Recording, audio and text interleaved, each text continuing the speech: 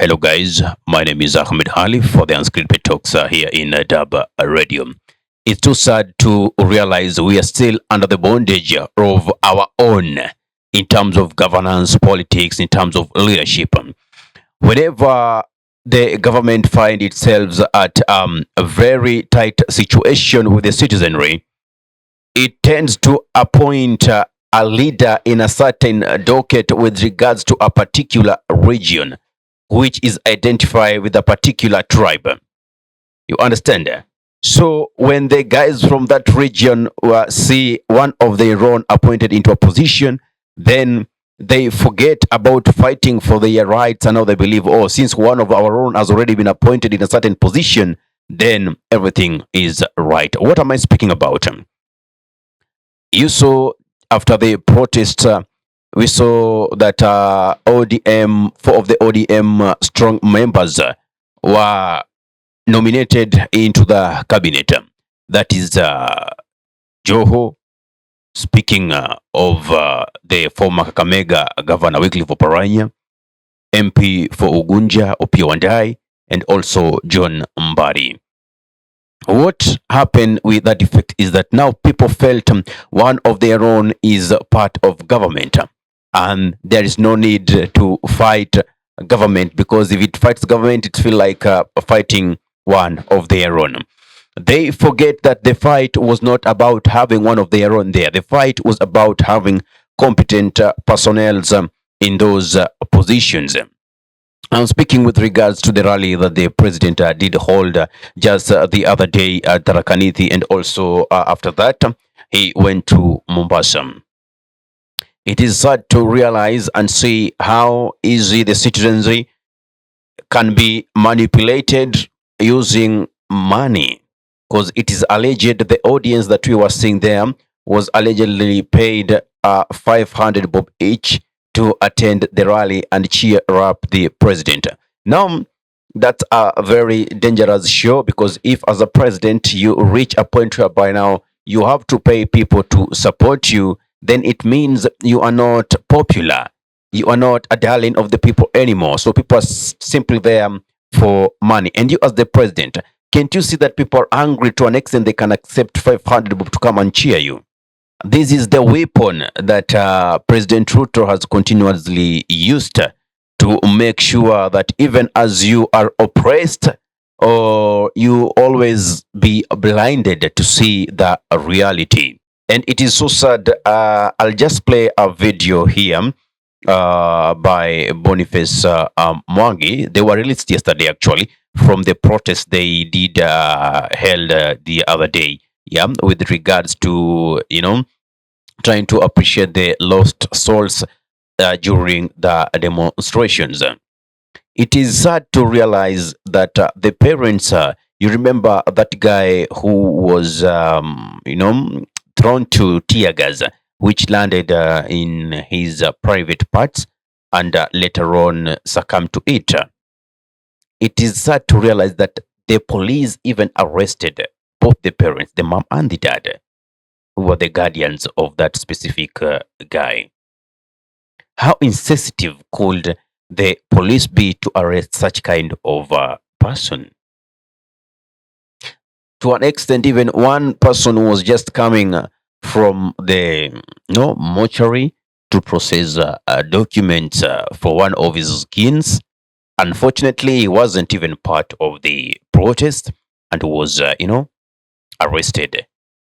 The police did tear his trousers, and when he inquired, why are you doing this? Then they said this one is going to be part of the exhibit. Ruto ni muongo. Aliambia familia ya wale ambao walikufa ndio wapatia haki. Hizo familia zikuja kwa barabara jana kumletea petition. Akawapiga. This is one of the family members ambaye alizika his nephew. Alishikwa yeye na bibi yake. Bibi yake kwa wapi? Wamelala ndani. His wife wamelala ndani. These are families of the victims. They came to the streets yesterday. They were arrested. Huwa amelala ndani na bibi yake. Hapa. Anafaa kuambia venye ametendewa. Mama, ilikuwaje ukashikwa na hali ilikuwa vipi? Tulikuwa tumeenda kupeleka petition. Sasa wakakuja wakatuzingira, tear gas, live bullets, tukashikwa. Mimi nilishikwa na bwana yangu. Hata watoto wangu nilikuwa napiga simu wachukuliwa na jirani, hata sijui kama walilala vizuri ama ni aje. Saa hii ndio tumepewa simu, so tulishikwa. Hivyo ndivyo serikali inafanya kazi. Wewe kama mama mzazi na mzee wako, mbona mlikuja hasa kwenye sisi? Mlikuwa mnatafuta nini kwenye sisi? Justice for our nephew. That is my sister's son who passed on. Mwenye aligongwa na ile nini tear gas canister on his private part.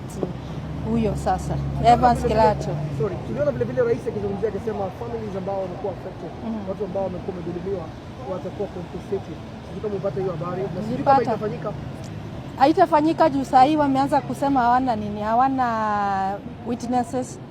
But already we have a witness who has recorded a statement, but they are saying they don't have any statement recorded.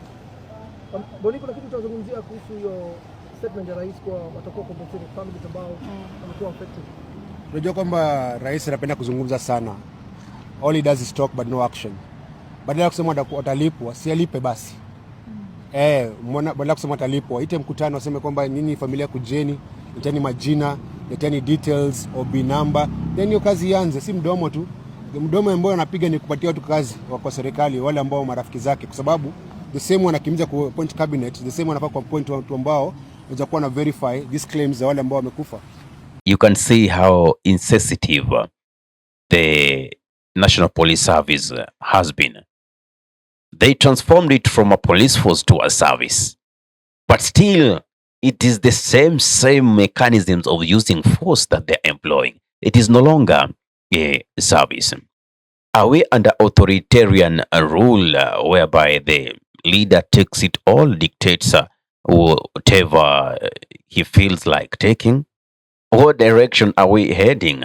I mean, we have Article 1, Article 33, 34, 35. We have the freedom of expression in the Constitution of Kenya. It is so sad to see even people who are not armed, people who are simply protesting, being arrested. And it's like the system has already been used to arresting people and, getting away with it. They have been used to using live bullets and unaliving innocent protesters and getting away with it.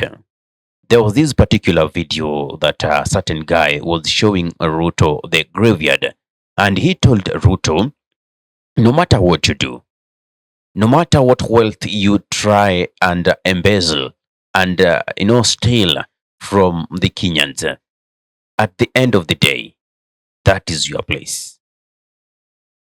That was a very clear message.